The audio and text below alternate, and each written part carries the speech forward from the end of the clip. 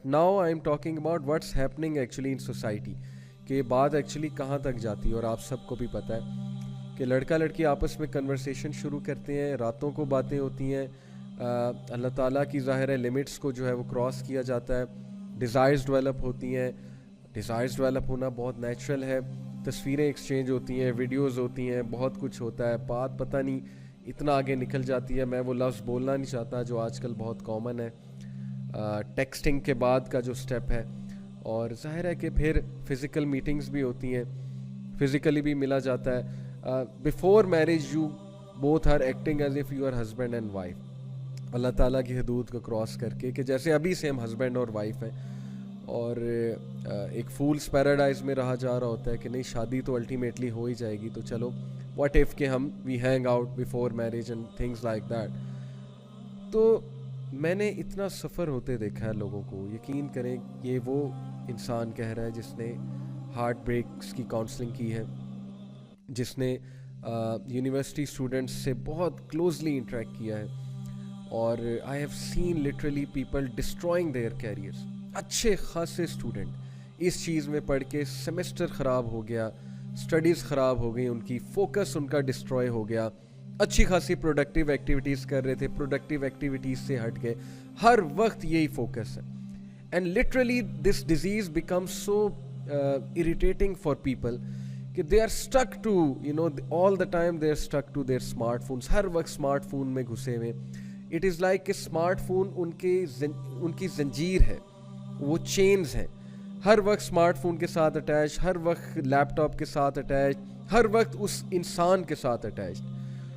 यानी पहले से ही सारी बातें कर लेना, पहले से ही जो है वो सारी हदूद क्रॉस कर लेना, और उसके बाद जब शादी करना तो शादी का स्पार्क विद इन मंथ्स ख़त्म होता है। आई एम टेलिंग यू, ये मैं बाय आपको एक्सपीरियंस ऑफ काउंसलिंग्स बता रहा हूँ कि ये सो कॉल्ड लव मैरिजेस जो हमारे माशरे में सो कॉल्ड लव मैरिजेस हैं, उनमें क्या होता है, पहले 2 महीने के बाद स्पार्क ख़त्म है, सब कुछ ख़त्म है। क्योंकि सब कुछ तो जो है वो पहले बातें आपने की होती हैं, अब नए टॉपिक्स आप कहाँ से लाएंगे।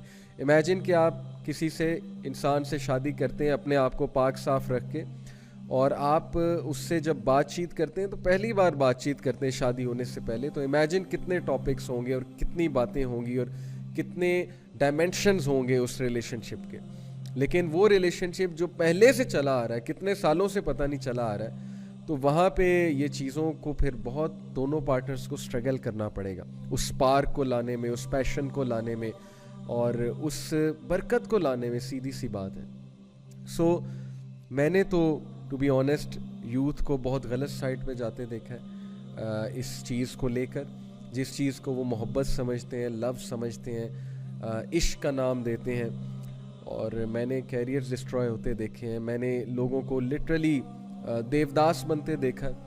जैसे वो एक इंडिया ने मूवी बनाई, लोग देवदास बन जाते हैं, गम में चले जाते हैं, लोग जो है वो गमज़दा गाने सुनने लग जाते हैं, अपना टाइम वेस्ट करते हैं, अपने इर्द गिर्द के लोगों को तवज्जो नहीं देते, जैसे कि दे आर हार्ट ब्रोकन, माँ बाप को तवज्जो नहीं देंगे, बहन भाइयों की कोई ख़बर नहीं होगी कि मेरी कोई रिस्पॉन्सिबिलिटी है, ज़िम्मेदारी है।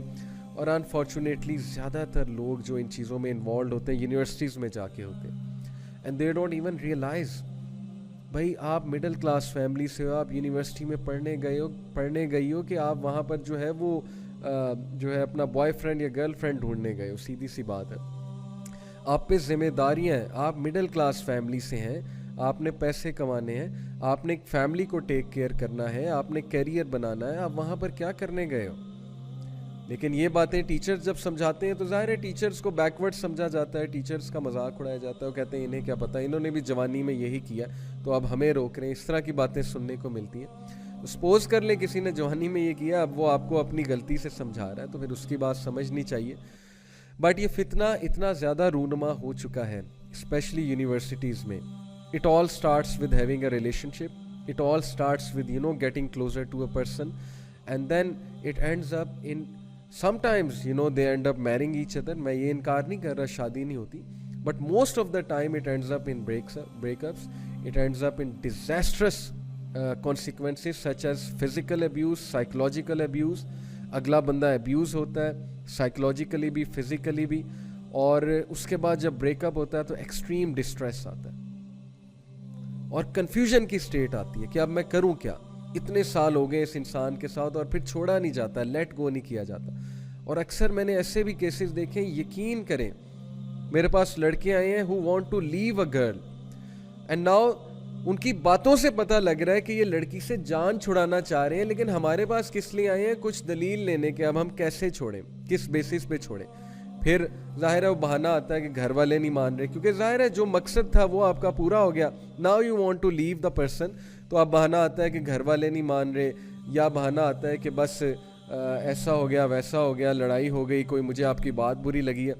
ये सब कुछ माशरे में चल रहा है और ये हम नॉर्मलाइज कर रहे हैं और हम इसके खिलाफ बात ही नहीं कर रहे हैं, और ना हमारी यूथ अंडरस्टैंड कर रही है कि हम किस गड्ढे में गिर रहे हैं, हम किस पिट में जा रहे हैं, और हम अपनी कितनी चीज़ें जो हैं वो लूज़ कर रहे हैं ऑन द वे। हम अपनी फिजिकल हेल्थ भी लूज़ कर रहे हैं, हम अपना इमोशनल जो हमारी इमोशनल हेल्थ है, मेंटल हेल्थ है, उसका भी बेड़ा गर्क कर रहे हैं। शादियां जब हमारी होती हैं तो हमारा सत्यानाश हो चुका होता है, हम एक साइकोलॉजिकल बैगेज उठा के ला रहे होते हैं जब हमारी शादियां होती हैं हमारी सोसाइटी में, और वो साइकोलॉजिकल बैगेज किस चीज़ का होता है, पास्ट रिलेशनशिप्स का। क्या स्पार्क होगा ऐसी शादी में? जो बंदा एक साइकोलॉजिकल बैगेज के साथ शादी कर रहा है उसकी शादी में क्या स्पार्क होगा? वो तो फिर अपने बैगेज को ही जो है वो उठा के फिरेगा ना, और उसके लिए बहुत मुश्किल हो जाएगा। तो बात असल में वही है कि अल्लाह ताला इंसानों पे जुल्म नहीं करता, इंसान खुद अपने ऊपर जुल्म करता है, हराम की तरफ जाके गलत चीज़ों की तरफ इन्वॉल्व हो गए। जो अक्लमंद लोग हैं जिनको पता है मेरे पे क्या रिस्पॉन्सिबिलिटी है, मैंने किस तरह से चलना है, वो लोग इन चीज़ों में पड़ते ही नहीं है, केयरलेसनेस में और हीडलेसनेस में।